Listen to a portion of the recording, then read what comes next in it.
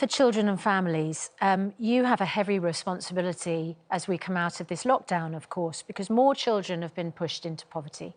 Over the course of the lockdown, there's been a rise in food bank use.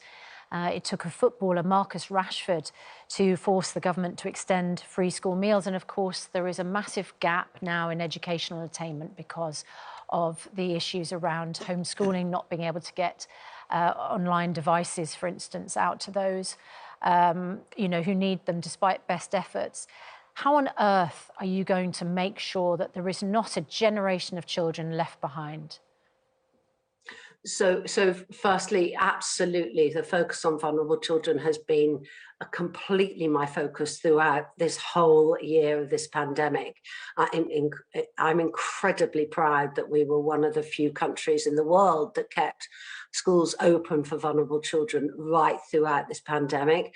We've actually extended free school meals to more groups of children than any government in the past 50 years. So that has been a really important part of the support, and also putting in that extra support to families who need help with food or supplies through the COVID Winter Grant Scheme.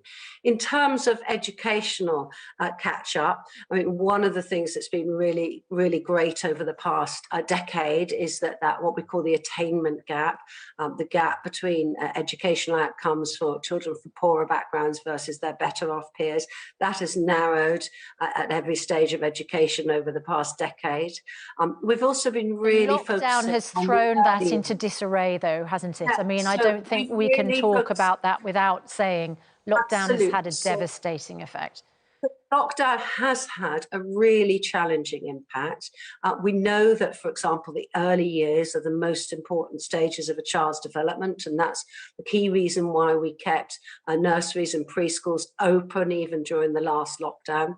We've obviously distributed over 1.2 million laptops and devices to children from disadvantaged backgrounds, but also to other groups of disadvantaged young people, such as care leavers.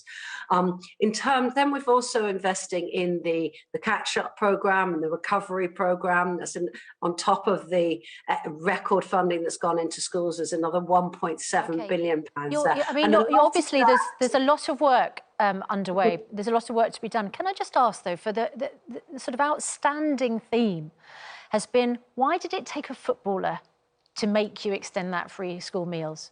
Why was that? Why did that have to happen? Why is it the work of Marcus Rashford that made that happen? It is. Actually, Susanna, I had extended the free school meals to more groups of children right at the beginning of this lockdown and the eligibility for free school meals, and set up at a very, very challenging, very, very early on that national voucher. Are you saying that the work of Marcus Rashford was irrelevant? Absolutely. Hugely respect Marcus and the campaign that he's been doing, and we've been putting extra support in through the whole period. But this has been, and he's been very supportive of the work that we've been doing to extend that COVID Winter Support Grant, which will continue to support children and families through this Easter holidays. And then obviously the other thing that I've been working on and had started on way early on was the holiday activities and food programme, which we ran in pilot projects for the past 3 years, and is now going to be... So, Vicky Ford, can I just clarify? I just need to clarify this, because people at home, I'm sure, will be screaming at the telly here. Are you saying that you would have been doing this anyway, and regardless of what Marcus Rashford did and the call with the Prime Minister, twice he had to intervene? Are you saying he was wasting his time? You were doing it already? Surely not. You're not saying that, are you? For example, the holiday activities and food programme, we've been piloting for the past 3 years, and we had a manifesto commitment to increase that childcare element, a £1 billion manifesto commitment to the last general election. And as part of that, we're now rolling out that holiday activities and food scheme all across the country in the holidays this year. So yes, there were projects that we were already working on, and I'm very glad for the work that Marcus has done to make sure that we've been focusing on. We could talk about it a great deal, but I think you mentioned piloting, but certainly not of the grand scale that was required, which needed people like Marcus Rashford to intervene. And I cannot believe you're here on national telly this morning and saying that Marcus didn't have the impact we all were led to believe. Can I just point out, you voted against free school meals? No, I voted against the voucher system being done by schools in the holidays, because there were other ways we were putting support in, for example, through the COVID winter grant scheme.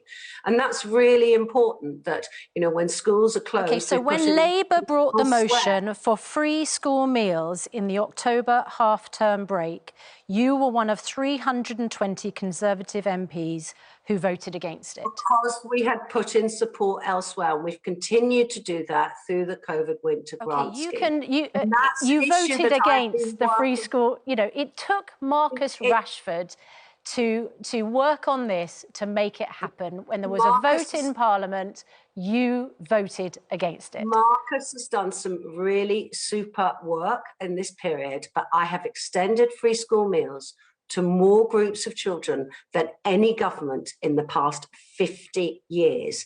We are rolling out our holiday activities and food scheme across the whole country, which was a manifesto commitment to increase childcare around holidays and wraparound childcare. We've been piloting that for 3 years to make sure that when it does go live, that it works well. Okay. And those are projects that are really, really important, and which indeed Marcus himself supports. So it's great to have his support on these projects. OK, and it took Marcus Rashford posting those pictures of the boxes to change policy on vouchers as well. So, you know, I think let's not undermine what Marcus Rashford...